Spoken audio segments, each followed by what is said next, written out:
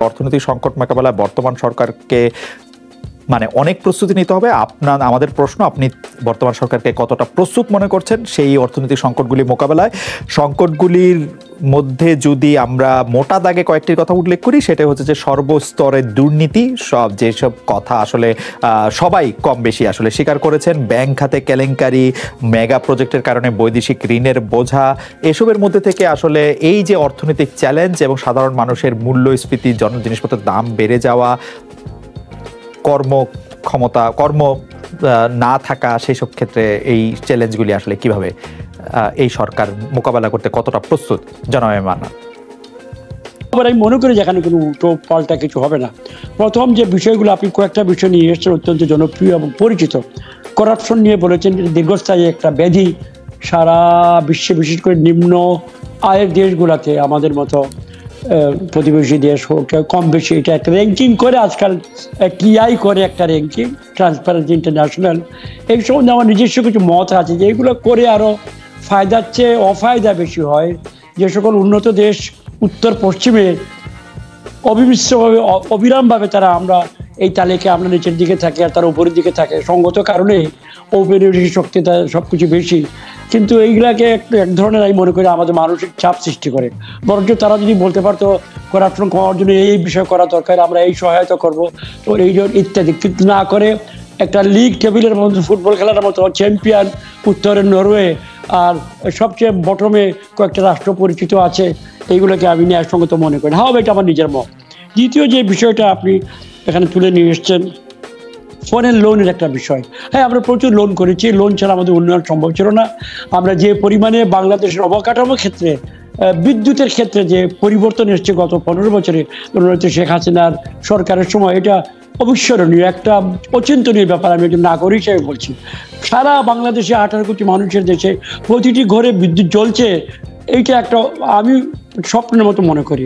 সুতরাং এর সঙ্গে সঙ্গে অনেক পুল, সেতু, কালভার্ট সারা দেশে বানিয়েছি আমরা, উত্তরে দক্ষিণে পূবে পশ্চিমে সব দিকে এখন চলাচল করা যায়। ফেরি ইজ বিকামিং আননোন, আর চিরপরিচিত যে খেয়া নৌকা গাড়ি পার করা, এটা অপরিচিত হয়ে উঠছে। এরও আরও অনেক বিষয় আছে, সময় নিব না আপনার। হ্যাঁ, ঋণ করেছি, ঋণ করার সামর্থ্য আছে, ঋণ ছাড়া কোনো দেশ উন্নয়ন করতে পারে না।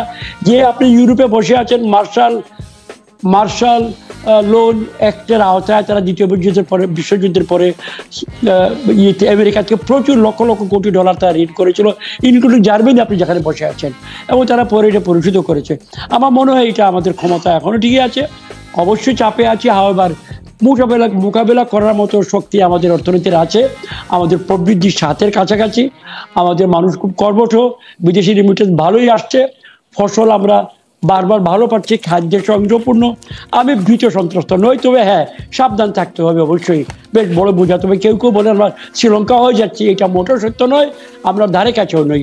এইটা হলো মোটামুটি ফরেন লোন সম্বন্ধে আমার একটা মন্তব্য। কম বেশি হয়। ইনফ্লেশন এটা ভয়ঙ্কর ব্যাপার। ইনফ্লেশন এটা নিয়ে আমাদের গত কিছুদিন যাওয়া আমাদেরকে জ্বালাচ্ছে, বিশেষ করে নিম্ন আয়ের মানুষের কষ্ট হচ্ছে অবশ্যই। ইনফ্লেশনের মধ্যে আমি যদিও পণ্ডিত নই, তবু পড়াশোনা স্লাইড করেছি এখানে ওখানে। পণ্ডিতেরা বলেন যে প্রবৃদ্ধির মধ্যে যে সকল দেশ থাকে, উদীয়মান অর্থনীতির দেশ, টিনেজ অর্থনীতি বলতে পারেন, জার্মানির মতো পরিপক্ক অর্থনীতি নয়, বা ইংল্যান্ডের মতো, এই সকল অর্থনীতিতে কিছু ইনফ্লেশন থাকবেই, বাউন্ড। কারণ এখানে নিত্য নতুন আয় বাড়ছে, নতুন নতুন লোক বাজারে ঢুকছে, মাল কিনতে যায়, সুতরাং সরবরাহ ব্যবস্থার উপর চাপ থাকে। এটা একটা তাত্ত্বিক বিশ্লেষণ। আরেকটি হয়তো থাকতে পারে, যেহেতু আমাদের মুদ্রাটা টাকা ডলারের এগেইনস্টে একটু দুর্বল হয়ে যায় নানা কারণে, এটা আবহমান কাল থেকে হচ্ছে, এবং ফরেন ইম্পোর্টের অনেক কিছু আমাদেরকে আনতে হয়, এনে আমাদেরকে এটা রিপ্রসেস করতে হয়, এইসব কারণে আমাদের ইনফ্লেশন করতে থাকে। আমি একটা জিনিস বলি, মন্দের ভালো, ইনফ্লেশন ভালো নয় মোটেও। আমাদের ইনফ্লেশনটা যদি কেউ স্টাডি করে, গত 5-6 বছরে আমরা 2015-16 দিকে বোধহয় আমরা ছিলাম 5%, এখন আমরা 9-এর কাছাকাছি আছি। ক্রিপিং ইনফ্লেশন বলে অর্থনীতিবিদরা, ধীরে ধীরে পা টিপে লাভটা কি হয়, সফলটা কম হয়, কষ্ট কম হয়, সেটা মন্দের ভালো দিক বলে আমরা মনে করি। এবং আমরা এই মুহূর্তে কিন্তু নিচের দিকে যাচ্ছে। আমি এটা দেখেছি আমাদের পরিসংখ্যান বিভাগ থেকে যে মাসের ফিগার বের করে, স্লাইটলি ধীরে ধীরে কমছে। অর্থনীতিবিদরা বলে ইনফ্লেশন যদি ধীর গতিতে বাড়ে তাহলে খুবই ভালো, দীর্ঘস্থায়ী কমলে আরো ভালো, স্টেবল একটা সিচুয়েশন তৈরি হয়। আমার মনে হয় আমাদের ইনফ্লেশন স্টেবল আছে। আর যেটা সরকার করেছে ক্রেডিট পাওয়ার মতো, সরকার কতগুলো কাজ করেছে নিম্ন আয়ের মানুষের জন্য, কম দামে চাল ডাল তেল কয়েকটা অতি প্রয়োজনীয় খাদ্য সামগ্রী নিম্ন আয়ের মানুষের কষ্ট যাতে না হয় সরকার অবিশ্বাসকাল দিয়ে যাচ্ছে। 1 কোটি কার্ড, তার মানে 5 কোটি মানুষ ধরতে পারেন এই রেশনিং এর আওতায় আছে। প্রতি মাসে তারা সাশ্রয়ী মূল্যে, বাজার মূল্যের চেয়ে প্রায় অর্ধেক মূল্যে তারা চাল এবং এইসব পেঁয়াজ রসুন যখন যেটা দরকার হয়, চাপে থাকে মাঝে মাঝে এইটা ওইটা, সরকার সরবরাহ করছে। এবং নানা ধরনের কর্মসূচি, কাজে বিনিময় খাদ্য ইত্যাদি ইত্যাদি। এইগুলোর ফলে আমি মনে করি ছবলটা দরিদ্র মানুষের উপরে একটু কম পড়ছে। তবে এটা মন্দ, প্রতিনিয়ত এটা নিয়ে যুদ্ধ করার প্রয়োজন, আমি তাই করছি। শেষ বিষয় আপনার আনএমপ্লয়মেন্ট, এটা একটা শিক্ষিত আনএমপ্লয়মেন্ট বেশি। তবে খেটে খাওয়া মজুর যারা দেশের বেশিরভাগ মানুষ, সে ধানেই হোক আর যুগেই হোক বা যে কোনো জায়গায় হোক বা সেবা খাতে হোক, খেটে খাওয়া মানুষের কাজের কিন্তু অভাব এই মুহূর্তে নাই। আমি এটা গ্রামীণ এলাকা প্রতিনিধিত্ব করি, আমার বাড়ির সম্পূর্ণ গ্রামে, আমার ভোটাররা সব গ্রামের মানুষ। আমি প্রতিনিয়ত যাই, তারা কিন্তু সবজি ক্ষেত, ধানের ক্ষেত, মাছ চাষ, নানা ধরনের কাজ, রিক্সা ভ্যান নৌকা চলাচল করা, কিছু রুজি করা, এইটা কিন্তু ভালোই পাচ্ছে আমার গ্রামের এলাকার লোকজন। ধন্যবাদ। আমার কয়েকটা আমার কয়েকটা সম্পূরক প্রশ্ন আছে। আপনি বলছিলেন যে দুর্নীতি একটি ব্যাধি এবং সেই দুর্নীতির ক্ষেত্রে আসলে চ্যাম্পিয়ন রানার্স আপের মতো অনেক কিছু ঘোষণা করা হচ্ছে, কিন্তু সেটার আসলে কি করলে এইটার উপকার পাওয়া যেত সেটা বলা হতো না। আমি মোটা দাগে কয়েকটি কথা বলতে চাই। সেটি হচ্ছে যে 2008 সালে আওয়ামী লীগ যখন ক্ষমতা আসছিল তখন বলেছিল যে মন্ত্রী এমপিদের সম্পদের হিসাব সবার জন্য উন্মুক্ত করা হবে, যেটি করা হয় নাই। এবং আমরা দেখছি কিন্তু মন্ত্রী এমপিদের সম্পদ কয়েকশো গুণ করে সেটি বাড়ছে, এবং সেটি কেন বাড়ছে এবং বাড়ার ফলে তাদের কোনো শাস্তির সম্মুখীন হতে হচ্ছে কিনা সেগুলি আমরা দেখি নাই। আমরা কিন্তু দেখছি যে মন্ত্রী এমপিরা টেলিভিশনের মালিক হচ্ছেন, ব্যাংকের মালিক হচ্ছেন, যা না তার মধ্যে কাজ করছেন, এবং তারা যে ব্যবসায় হাত দিচ্ছেন আলাউদ্দিনের চেরাগের মতো সেই ব্যবসা ফুলে পেঁপে বড় হচ্ছে। কোনো মন্ত্রী কোনো ব্যবসায় বা সংসদ সদস্য কোনো ব্যবসায় ফেল করেছেন সেটি না, সেটির কোনো প্রতিকার আছে কিনা, জবাব আছে কিনা, সেটির কোনো জবাব দিয়ে আছে কিনা সেটি আপনি বলবেন। আমরা দেখছি সচিবেরা, আমরা দেখেছি সামরিক বেসামরিক কর্মকর্তারা প্রচুর পরিমাণে বড়লোক হচ্ছেন, তাদের টাকার হিসাব, তারা যে পয়সা বেতন পেয়েছেন তার সাথে তাদের কারবারে কোনো রকম কোনো মিল নাই। দুদককে সেই অর্থে আমরা কোনো কার্যকর হতে দেখি নাই। এই কাজগুলি করার ক্ষেত্রে সরকারের এক ধরনের প্রচ্ছন্ন বা আমি যদি বলি প্রত্যক্ষ আমরা এক ধরনের কি বলবো, এক ধরনের পিঠ চাপড়ানি আমরা বরং দেখতে পাই। শাস্তি তো দূরে থাক। ঋণের ক্ষেত্রে আপনি বলছিলেন যে ঋণ আপনি করবেনই এবং ঋণ করার ফলে পৃথিবীর সব দেশই ঋণ করে, কিন্তু আমরা সেই চৌবাচ্চার অঙ্কের কথা আপনার কাছে জানতে চাই। সেই চৌবাচ্চার অঙ্কের মতো যে এক পাইপ দিয়ে ঢুকছে আরেক পাইপ দিয়ে তার চেয়ে বেশি বেরিয়ে যাচ্ছে কিনা, আমাদের ঋণের সেই জায়গাটা কম হচ্ছে, মানে আমাদের যেটাকে আমরা বলতাম যে হচ্ছে যে আমাদের মজুদ, সেই মজুদ আমরা ধীরে ধীরে খুব কমে একটা ভয়ঙ্কর জায়গায় আমরা নিজেদেরকে নিয়ে যাচ্ছি কিনা, শ্রীলঙ্কা না হোক আমরা উপ শ্রীলঙ্কা হতে যাচ্ছি কিনা, সেটি আমাদের একটু দেখার জিনিস। আপনি আনএমপ্লয়মেন্টের কথা বলছিলেন, আপনি বলছিলেন যে খেতে খামে চাষ করার মতো আসলে লোক নাই, কিন্তু আমরা দেখতে পাচ্ছি যে আওয়ামী লীগের আমলে বা গত 15 বছরে আমরা প্রচুর বেসরকারি বিশ্ববিদ্যালয় হয়েছে, বেসরকারি ডাক্তারদের চিকিৎসালয় হয়েছে, অনেক কিছু হয়েছে, তাদেরকে কাজ করার মতো আমরা উপযুক্ত জায়গা দিতে পারছি কিনা। 4 ধরনের শিক্ষা ব্যবস্থা আমরা রেখেছি, সেগুলির মধ্যে আমার প্রশ্নটি অনেক বড় হয়েছে, সেজন্য আমি আপনার কাছে মাপ চেয়ে নিচ্ছি। আপনার একটু মন্তব্য শুনবো সবগুলি ব্যাপারে। জি ধন্যবাদ। এখনই যদি আপনি ধন্যবাদ। প্রথমে করাপশন নিয়ে আপনি বললেন, হ্যাঁ করাপশন তো আমি বলেছিলাম যে দীর্ঘসূত্রিতা হচ্ছে, এখন যেহেতু কাজ বেশি হচ্ছে, অনেক অর্থ ছড়িয়ে আছে সারা দেশে, বিস্তৃত সব জায়গায়, সুতরাং নিয়ন্ত্রণ ব্যবস্থা তো আগেরটাই রয়ে গেছে বা কিছুটা দুদককে রিভ্যাম্প করা হয়েছে, but not up to the mark. আমি আপনাকে বলি, এইটা তো একটা যেটা যেমন আমরা এন্টি মানি লন্ডারিং অ্যাক্ট বলে একটা জাতিসংঘে একটা এগ্রিমেন্ট হয়েছে সারা বিশ্বের রাষ্ট্রগুলো, এটা যদিও পশ্চিমারা অন্য উদ্দেশ্যে এটা এনেছিল জঙ্গিদেরকে ধরার জন্য, বাট আমরা এটাতে সামিল হয়েছি এবং এর মাধ্যমে আমরা যোগাযোগ করছি এবং সেখান থেকে সহায়তা নিচ্ছি। আমরা আমাদের বাংলাদেশ ব্যাংককে স্ট্রেংথেন করেছি, সেখানে ফাইন্যান্সিয়াল ইন্টেলিজেন্স ইউনিট নামে একটা ট্রেকিং করে আপনাকে আমাকে সকল নাগরিককে টাকা লেনদেনের ব্যাপারে সকল ক্ষেত্রে সফল হচ্ছে বলবো না, but they are doing a fairly good job. আরও কিছু কিছু শাস্তিও হচ্ছে, কয়েকজন এমডির চাকরি গেছে, জেলে খাটছে 2-1 but not up to the level that you want. অথবা একজন সচেতন নাগরিক ক্রোধে বা ক্ষোভে যে পরিমাণ চায় সম্ভব হয় না। বাট এখানে সূক্ষ্ম পয়েন্ট আছে, আপনাকে বিচারটা তো করতে হবে এজ পার ল। আপনি তো সামারি ট্রায়াল করতে পারবেন না।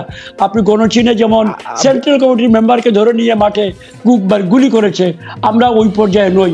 আমরা সুশাসন চাই, আমরা আইনের শাসন চাই। না না, বিচারের কথাটা যদি আমরা একটু পরে বলি, একটু যদি মাঝখানে একটু বলি যে জনাব মান্নান, আপনি পরিকল্পনা মন্ত্রী ছিলেন, আপনি সচিব ছিলেন, আপনি একটি মন্ত্রণালয়কে সচিব হিসেবেও চালিয়েছেন, মন্ত্রণালয় হিসেবে আপনি চালিয়েছেন। আপনার কাছে কি মনে হয় যে আপনি যদি করাপশন না করেন তাহলে আপনার মন্ত্রণালয়কে আসলে সেই অর্থে করাপশন হওয়া সম্ভব? প্রশ্নটি যদি আমরা একটু বিস্তারিত করে বলি যে প্রধানমন্ত্রী শেখ হাসিনা যদি করাপশন না করেন তাহলে কি বাংলাদেশে করাপশন থাকা সম্ভব?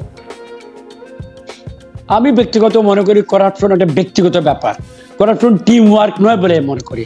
কয়েকটা বিশ্ববিখ্যাত করাপশন কেস আছে, শুধু বাংলাদেশে নয়, ওখানে অনেক টিম ওয়ার্ক হতে আছে, বাট ওইগুলো দিয়ে আপনি বিচার করতে পারবেন না।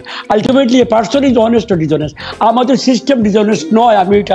আমি এটা জোরে বলতে পারি যে আমাদের সিস্টেম মোটো ইয়ে নয়। আমাদের সিস্টেমের যথেষ্ট বিধান আছে, দুদকে আছে, ইত্যাদি আছে। এরপরেও আমরা আইডিয়াল যেটা সেই পর্যায়ে পড়তে পারছে না, যেখানে নরওয়ে আছে বাট ইভেন জার্মানিও যে লেভেলে আছে, বাট ওইগুলো কিছু বিচারিত করা দরকার। এই যে টাকা পাচারের একটা করাপশনের একটা বড় উদাহরণ, খুব প্রিয় উদাহরণ আমাদের, টাকা পাচার করে একটা কিছু লোক করে, কেন করে? আমাদের দেশে মাঝে মাঝে কোনো রাজনৈতিক দল এমন সিচুয়েশন তৈরি করে অসহযোগিতার নামে সাধারণ মানুষের মনে ভীতি চলে আসে, অনেকে সামান্য টাকা ওরা নিয়ে পালাবার চেষ্টা করে নিরাপত্তার খোঁজে। আমি এটা ব্যক্তিগত অভিজ্ঞতা থেকে বলছি।